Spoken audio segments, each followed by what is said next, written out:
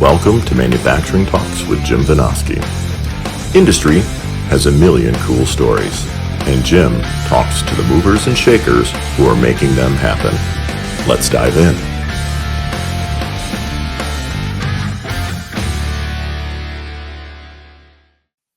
Hey everybody, welcome back to Manufacturing Talks. I'm Jim Vinosky. I'm here today with the man who needs no introduction, Mike Rowe. He is the CEO, as most of you know, of microworks.org, focused on skilled trades. Mike, I'm so glad to have you here today. Nice to be had, Jim. Thanks for inviting me on. I appreciate it. Absolutely, absolutely. So you're here to talk about a brand new partnership, which I think the world of. But before we get into that, one thing I've just kind of always been curious about is how did you get so passionate about promoting trades? Well, you know, it's funny. In a way, it's like the frog in the boiling water. I mean, I didn't wake up one morning just fully afflicted with the desire to close America's skills gap and make a more persuasive case for millions of jobs that nobody seemed to want. That basically happened over the course of getting Dirty Jobs on the air and then watching that show grow over the years. Really, between 2003 and I guess 2008, I was focused primarily on just making the best show I could and working as an apprentice on all of these jobs. Right. And then the country went into a recession. And I still remember it was early in 2009, and the headlines everywhere talked about the number of unemployed people. And it went up really every week, sometimes every day. But the crazy thing was, on Dirty Jobs, virtually everywhere we went, we saw help wanted signs. And so it became obvious to me anyway, that there was another narrative that was going on in the country, and it had a lot to do with work and jobs, but it wasn't just around unemployment or the number of people not working or out of the workforce. It was really about the number of open positions that companies were really struggling to fill, mostly in the skilled trades area, manufacturing and so forth. At the time, I think there were maybe 2.3 million open positions. Today, there's 7.6 million. Mm-hmm. So I became increasingly interested and personally just worried about the opportunities that weren't getting fulfilled, many of which didn't require a 4-year degree. So I started the foundation late in 2008 on Labor Day, in fact. And really ever since then, it's functioned as kind of an ad hoc PR campaign for good jobs that don't require a 4-year degree, a trade resource center online in some cases at MicroWorks. But mostly now it's a scholarship program. We've awarded about $12 million in work ethic scholarships to kids who want to master a trade. So that's a long way of saying it kind of happened because the show I was lucky enough to work on continued to grow. And this foundation was a fun way for me to promote it, but also to give something back to the companies and the small businesses who welcomed me in, you know, and let me create a show around their vocation. So it began small, it was very personal. And now today, it's out of control, Jim. I'm meeting with governors and cabinet members every week to talk about how to close the skills gap and what to do if we wind up reinvigorating manufacturing and where we're going to find the people to do those jobs. It's a lot. Yeah. Well, I'm right there with you. I have actually put out publicly that my aspiration is to be the Mike Rowe of manufacturing. I've spent my whole career there. And kind of like you, I mean, I've had a lot longer to learn the lesson, 35 plus years now, but the same thing, seeing people do this incredible work and not be acknowledged for it. And in fact, I mean, it's been 3 generations now. We've discouraged kids from taking these jobs. We've poo-pooed the career aspect. So I love what you're doing. And I think there's that parallel with manufacturing jobs as well. Thanks. And I'll look, not to belabor the point, but I offered in 2009 to be of whatever use I could to President Obama, who at the time, you're old enough to remember, had announced the Highway Infrastructure Act Right. and Yep. was touting 3 million shovel-ready jobs. Right. And Already. I mean, for the life of me, my issue with that was, look, I'm rooting for you. Yep. I hope you can do it, but do you understand you're talking to a generation who's not terribly interested in picking up a shovel, Right. right? And I worry about the same thing with President Trump. If he succeeds in reinvigorating manufacturing, people are surprised to learn that as recently as January, I think there were 482,000 open jobs in manufacturing. That's right. Yep. So we've got, a real crisis in terms of available labor. Part of it's because for every 5 who retire, 2 come in. And of course, the other reason, as you know, is just the stigmas and the stereotypes and the myths and the misperception that surround these opportunities together, Right. between the demographic pressure and just societal expectations. It really was a double whammy. Throw shop class on top of that, the fact that we just pulled it out of high school, and it's not really a mystery as to why there's 7.6 million open jobs. And yet it is. It's a point I make on this show all the time is how the heck did we miss this coming? It's like we had no idea the boomers were going to retire and that we'd been discouraged. They were the last generation to have these jobs held out as a positive. Yeah, it's not the kind of math that we like to focus on, Right. but more than that, it's not a very complimentary thing to say about our country. Right. It's the and I try hard not to get political with my foundation, and I don't think what I'm about to say is political, but it often comes back over the net with a lot of topspin. And I'm talking about the mere existence of 7.6 million open jobs creates an inconvenient narrative to people who would say, oh, there are no opportunities. And so too does the fact that right now there's 6.9 million men, able-bodied men in prime working age, who are not only not working, but affirmatively, they've tapped out. They're out of the workforce. And Nicholas Eberstadt talks a lot about this in his great book. You'd love it if you haven't read Men Without Work. But it really goes right to the heart of something that's truly worrisome about our country's overall relationship with work and work ethic. And a lot of things people don't like to hear about because it sounds like a lecture, but a decent attitude, delayed gratification, personal responsibility, all this stuff has gotten morphed together into an overall feeling, I think, of attitude and work ethic. And we're just kind of flailing around trying to figure out why in the world are so many people who could be working and not. And of course, one side will explain it one way and another side will explain it another way, but neither side can dispute the existence of all of these jobs. Right. And the biggest thing for me, Jim, that's changed in the 16 years since I've been doing this is that the headlines have truly caught up to your message and mine. Yep. And not a week goes by at MicroWorks where I don't get maybe it's the people building our submarines, the maritime industrial base. They're hiring 140,000 tradespeople, or trying to. Automotive, 65, 70,000 technicians. Don't even get me started with energy. It's Oh my gosh. Yeah. there's just so much work.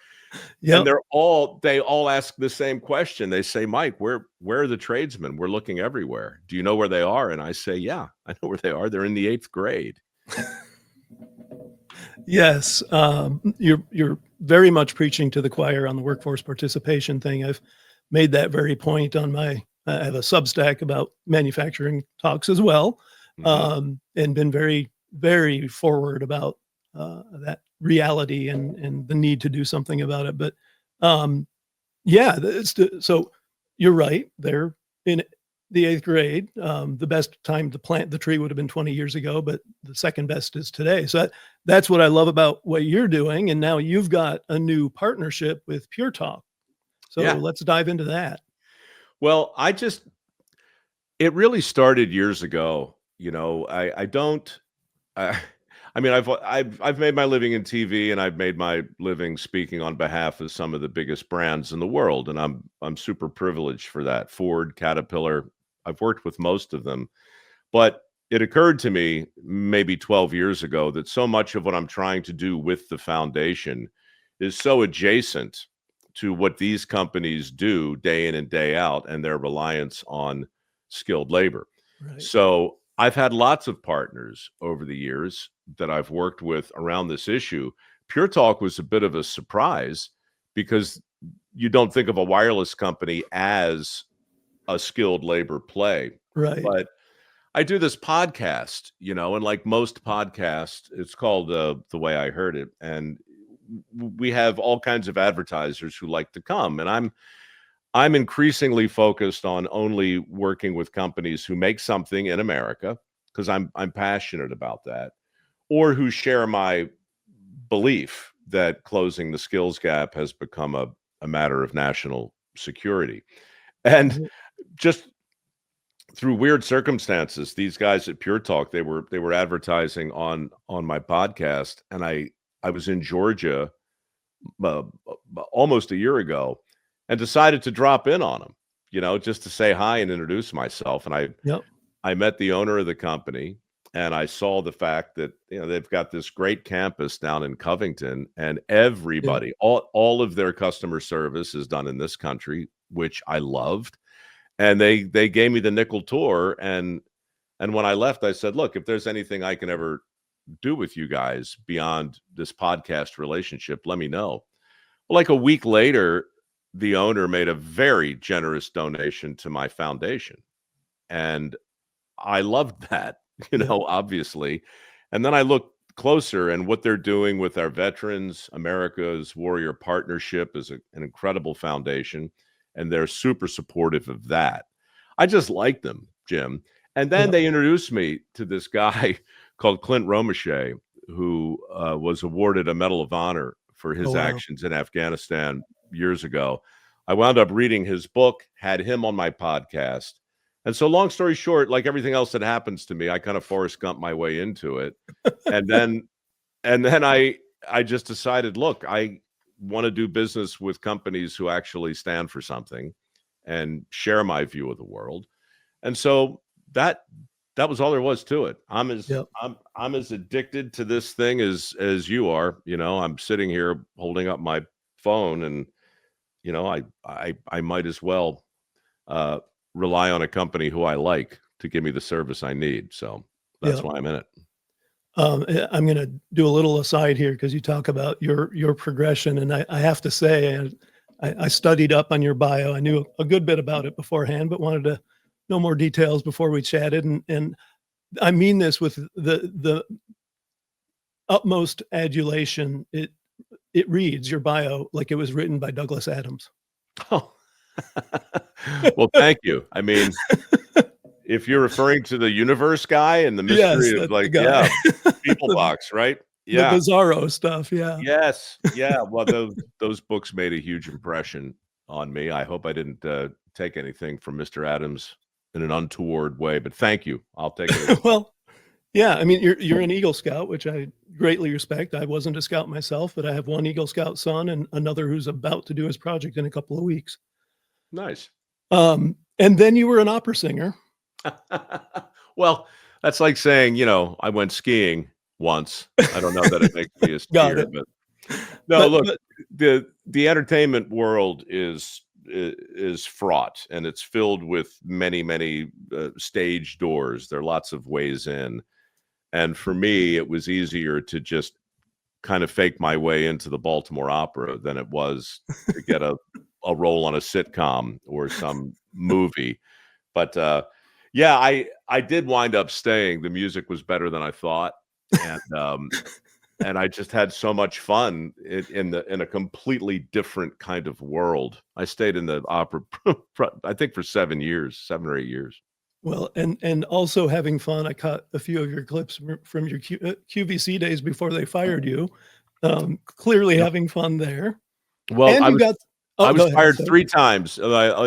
It's a badge of honor, Jim. So if you're gonna, I was fired. I was fired 3 times, rehired each time, thanks to the viewers who, Uh-huh. for whatever reason, uh, found me amusing. But yeah, I make a lot of fun of those days. But to be honest, I learned every useful thing that's helped me in this industry. I either learned dressed as a Viking singing in the opera or sitting up in the middle of the night trying to sell items on live TV that Right. I had never seen before. Yeah, all good experience. Had to mention one last thing, and then we'll get back to business. You wrestled Oscar the Grouch's pig. Yes, I was invited into Oscar's trash can on Sesame Street, and that's how weird life can be sometimes. You grow up watching these Muppets, and the next thing you know, you're free associating with your favorite one. Yeah, Yeah, awesome stuff. it's been a good run. Well, and clearly, again, you talked about the respect that you built doing dirty jobs for the tradespeople. Clearly, in just what you were talking about with the veterans, you have that at least as much, if not more, respect. But what do you think when you talk about attracting veterans to the trades? What is the kind of um, synergy that you're getting there? Why should we focus specifically on veterans? Because they've got the soft skills down. They're gonna show up on time. Yeah, They're gonna stay late if need be. They'll tuck their shirt in. You don't have to worry about so many of the things that employers struggle with beyond, the skill itself. They're teachable by and large. yeah, Um, but of course, more than that, we kinda owe them.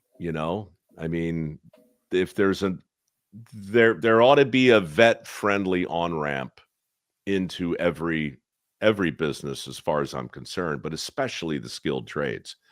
Um, the there's just so many things that line up in such a sensible way that I just always enjoyed connecting those dots. And so in my foundation, it's pretty well known now that if you're a vet, you're enthusiastically encouraged to apply. I'll get your name toward the top of the list. And by the way, it's a heck of a time for me this year. I just talked to our administrator, and we just finished an enrollment period. And as of this morning, we have 10 times the number of applications that we did a year ago today. wow, That's I'm sorry to free associate, but just going back to the earlier point, I'm not doing anything different. I've been doing the same basic thing for 16 years, but something has happened. It's like a memo has gone out, and I don't know if you're seeing it on your side of it, but when it like in the C-suite now, they get it. right, When you look at AI and the data centers that we're going to need to generate the electricity, which basically is the intelligence, right? yep, That's a that's a f- that's a big race right now, and we're in it, and we're not winning. And that's right, a race that we want to win. And I've talked to guys who are on the front lines of building those data centers, and they all say the same thing. The pinch point, the pain point is skilled labor. yep, We just don't they're all competing for the same guys that we need to build the submarines and build the cars and mhm, everything else. So when I think about our vets, to get back to your question, I think about what we do to prepare them for the fight. I think about boot camp and basic training, and we're mhm, pretty good at getting a citizen ready to be a war fighter, but we're not real good at getting a war fighter ready to transition back into polite society. right. We need a reverse boot camp of some kind, and I'm doing what I can to try and push that boulder up the hill too. Yep, and we'll have links in the show description for your foundation and the Pure Talks folks, and any vets out there who are looking for that transition, definitely Great. go check that stuff out. I Um, should tell you one other thing too yeah, about, sure. just in the interest of full disclosure, the reason, not the reason, but a big reason I'm in business with Pure Talk is we also agree that something has changed in the way something has changed in terms of what's persuasive. And if you're a big company and if you actually want to advertise on a national level, great. I'm still interested in paying the bills that way. But I said to them when we met, no actors, no directors, no focus groups, no storyboards. I just don't I I've done all that, and I'm personally convinced that the only thing the average person today will find persuasive are either satisfied customers or happy employees who want to Yeah. talk about their company. And I didn't really think they'd agree because everybody shakes their head like, "Oh yeah, that makes sense." But when it comes Right. down to it, most companies won't do that. But I just spent 2 days in a totally unscripted way talking to their actual customers, and they let me go anywhere I wanted, and that's basically the guts of the campaign that's going to come out. And I That's just find wonderful. that really honest. I actually They let me go to the customer service center and meet the guy who answered the phone when I called and Oh, wow. switched me from Verizon to PureTalk. I just wanted to meet him. Yeah. And they were like, "Why not?" And I said, "And I want to film it and put him in a commercial." And they said, "Okay."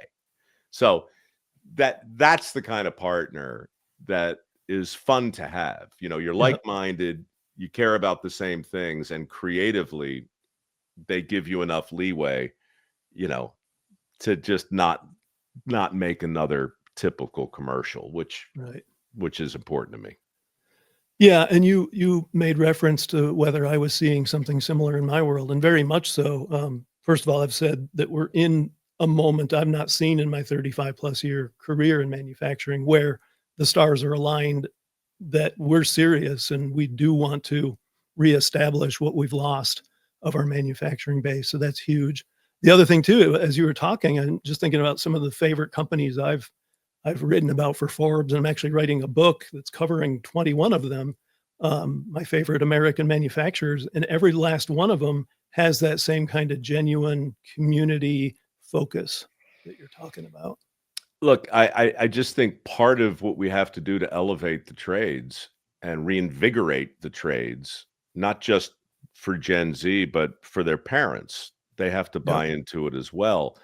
Um, you can't just look at trying to get shop class back in the high school. That's a big lift. I just Mhm. don't know if you can get the poop back in the goose. Honestly, it's Right. very difficult to do that, but it's not difficult to celebrate the kind of skilled jobs that are in demand. And that can be done socially. It can be done through advertising campaigns, marketing campaigns, PR, earned media, unearned media. But I honestly think every company in the Fortune 500 has skin in this game. Yep. And so I personally like the idea or the challenge of saying to those companies, look, we ought to be able to create campaigns that speak to this issue. And Right. that's, again, easier said than done, but a Yeah. lot of companies are more receptive to it right now than I've ever seen before. Well, and I mean, your foundation's a perfect example. Winning builds its own successive victories. Yeah, inertia is like that. Yeah. Unfortunately, losing does the same thing in Well, reverse. as we've seen in manufacturing, unfortunately, for the last few decades. Truly. Yeah. Yep. Look, I'm so interested in how this conversation works out. I'm sure you've been talking about tariffs, and I'm Oh, yeah. sure you've been talking about like what do we do with the argument that says it's just a shirt, it's just like Yeah. toys. Like these things ought to be made somewhere else, right? But these things I'm not sure you can split the baby that way. No.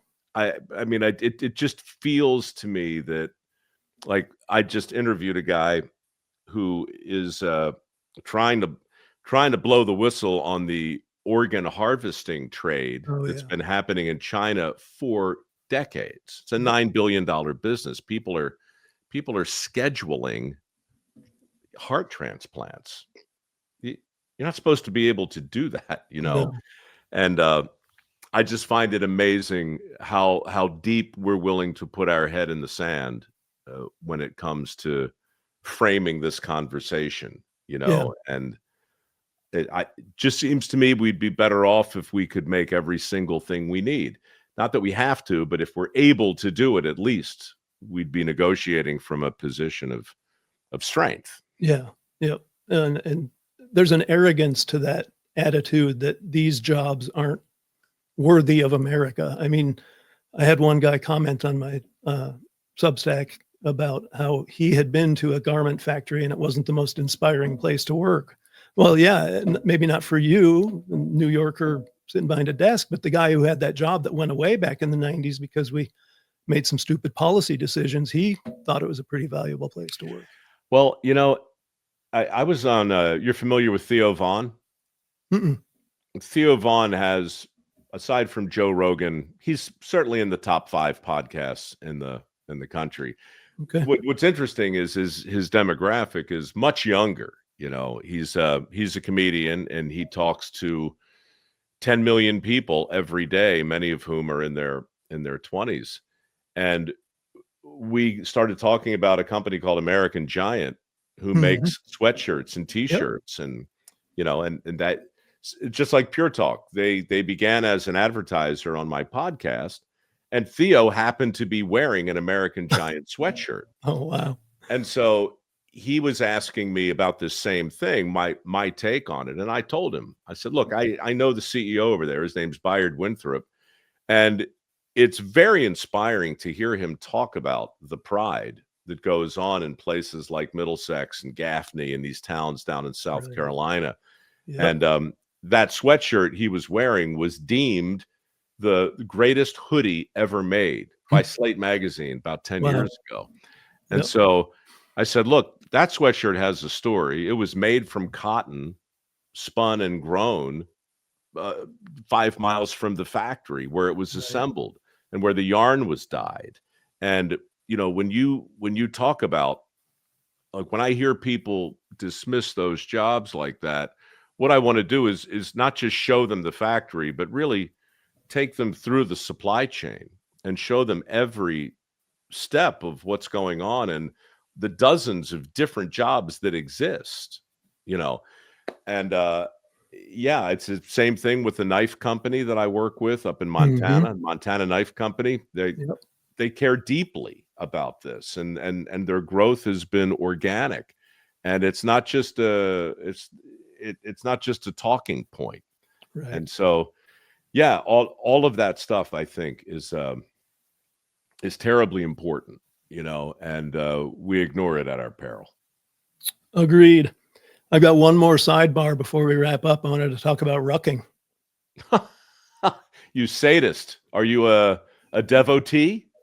I got into it just a few years ago for my winter work. I'm an avid cyclist, and that's pretty tough to do in Michigan during the winter. And so I had heard about it years and years ago, and working with my kids through Scouts, I had picked up a pretty good backpack, so I just started loading stuff into it and hiking around my neighborhood. And end of this past winter, I got to a 60-pound pack for 10 miles. Good for you. It's funny. I've not to one up you. I don't go 10, I go 8, but I got 65. Nice. And the only reason I got 65 pounds is I had 40 and I wanted to go to 50, but I hadn't ordered the extra plate. And I was out walking around with 40 pounds and I found a concrete slab, a rectangle that looked like it goes over the like a water main or maybe like a junction box or something. Yep. It had washed off and it was just in the middle of the street. And I picked it up and it felt like, okay, this has some weight to it. Yeah, so like, it fit in my ruck. And I that's too finished good. my walk and oh man, 65 pounds is a lot for me. That's a And, lot for anybody. Well, yeah, I guess not for those veterans who are a lot younger, but yeah, for almost anybody. Well, I mean, that's, it's a good place to bring it back to the vets because those Yeah. guys, they're rucking with at least that much, Well, sometimes a lot more. It's actually what inspired me to shoot for crazy weight was just, I can at least feel a little something of what they do. Oh, you'll feel it. And you know what? It's Yeah. also true. You would enjoy another book, and I bet your Okay. listeners would too. It's called The Comfort Crisis, and it's by a guy Oh, named yeah. Michael Easter. And he's the one I interviewed him a couple years ago, and he writes in this book about his experience on a caribou hunt with a guy named Donnie Vincent, who really lives off the grid. And he he said one of the hardest things he ever had to do was carry the pieces of the caribou back to base camp Oh, yeah. over the tundra. And that sets him off on this long explanation of how our defining characteristic, as bipeds is the opposable thumb. And that's the thing that allows us to carry heavy weight for long distances. Got it. Our entire bodies are engineered to carry weight. No other animal can do it. Even a lion, they got to Mm. carry things in their mouth only for a few hundred yards. But Yeah. we're we're made to do this. And I'll tell you something else. I just can't get to the gym anymore. I'm older than I've ever been. I can't. Yeah. I feel Working your out is pain. hard, but walking with weight, I can make my calls. I can listen to my podcast, Yep. and when I come home, I'm always 3 pounds lighter than when I left. Right. It's a beautiful thing. I highly recommend it. It will make you suffer, as you pointed out, but yeah, well worth the suffering. Okay. Is there anything I haven't hit on with the partnership or anything else with getting vets No, and everyone no. else into the trades? Pure Talk's awesome. They've been also supporting. I do have a new show that I'm pretty excited about Yep. called People You Should Know. That's on my YouTube channel, and that was based on a show I did for Facebook called Returning the Favor. We did 100 episodes of this thing, Yep. and people loved it. It's a celebration of the neighbors you wish you had. Yep. We highlight veterans. I just did a story last week on a guy called Steve Hotz, who has the Black Horse Forge down in Fredericksburg. You'd love this guy, Jim. I'm writing it down. He enlisted probably 14 years ago, maybe more. Hurt his back in a couple of jumps. He was with the 82nd Airborne, lost an eye, and very nearly became one of the statistics we read about. Yep. 6,500 guys, punched out last year. And Steve, when he was at the bottom, decided to go to a forge. I actually think he had a small forge in his garage, and he just started hammering metal, making knives, teaching himself something. And he found it so incredibly therapeutic that he literally felt himself changing. And so he opened up his garage at the time to other vets. And same thing, wound up building this thing called the Black Horse Forge. And today he's had over 22,000 veterans go through this forge, 0 suicides. Wow. So That is awesome. yeah, I will. he's doing something that can be replicated everywhere. And Yeah. that's kind of the point of that show. Well, that could be another good story for me. And I'm glad you mentioned your show because I watched some of that and I really love it. If you're ever looking for inspiring stories on the manufacturing front, give me a holler because I got. Well, a I bunch will of be them. for certain. Okay. That'd be great. I'm gonna to wrap up. I'm gonna bring someone on. Gail Robertson is my buddy who has been running the cameras for me, and I just want to have her come on, acknowledge her work, and if she has any questions for you, wrap up with that. I think that's terrific. Dirty Jobs stayed on the air as long as it did because I insisted on getting our cameramen and all the behind the scenes people in the show. Yeah. And they all became their own little, it was good for the viewer. It was good for them. And it made my life a lot better too. Hi, Gail.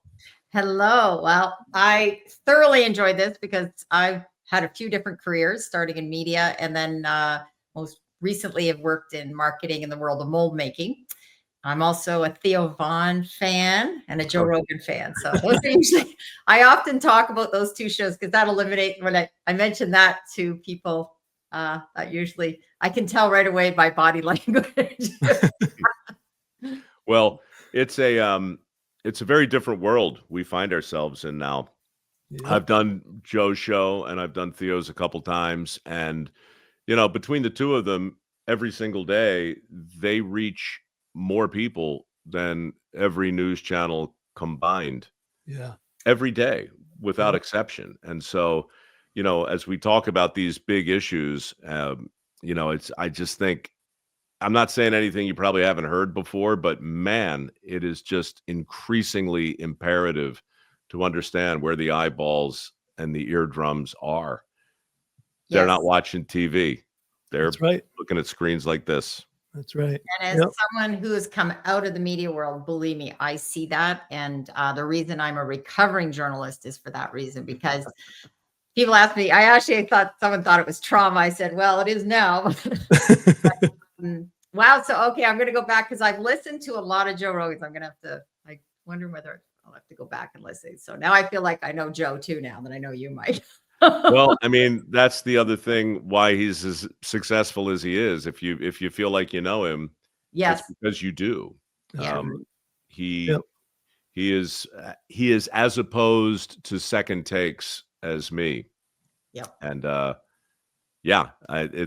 think in a world where we're going to hear the word artificial in front of virtually everything for the next however many years. Yeah. Everybody's going to be talking about, what's real and what's artificial and so forth. And I think authenticity is going to be back in demand. And as Mark Twain said, if you can fake that, right, there's no telling how far you can go. That is a good wrap-up line. Did you have a question for Mike Gale? I don't really. You asked Okay. a lot of great questions, and I wrote down a couple of his book recommendations, and they're on my list. Right. And, the giant hoodie. That's on. I love those stories. I mean, obviously, Mike, I'm a great believer in the power of stories. Stories are what are really important. And as I mentioned, here in Canada, this is something that the organization that I'm helping with, the Canadian Association of Mold Makers, is looking at that same thing, skills development, and trying to get into groups that are overlooked. So a lot of, and including, I'm going to make sure I talk to the executive director about VETS as well. So that's, Well, please give them my regards. They're doing good work up there, and it's not just a national problem. This is a thing that impacts virtually everyone. So, Right. yeah. And I should say too, in closing, our work ethic scholarship program is always in the works. And if your listeners know of somebody who wants to apply, we'll give away at least $3 million this year and hopefully a bunch more next year. Well, you're doing the work of the angels, Mike. Thank you so much for your time today. It was an Anytime. excellent discussion. Thanks, Jim. Nice to meet you, Gail. nice to meet you too, Mike. Have a great day or night, Bye-bye. wherever. Yeah. And as always, thanks to everyone in the audience. We're here every Tuesday, and it's going to be tough to beat this show, but man, come on back for the next one. Who knows what we can do? This is Jim Vinosky from Manufacturing Talks signing off. So long.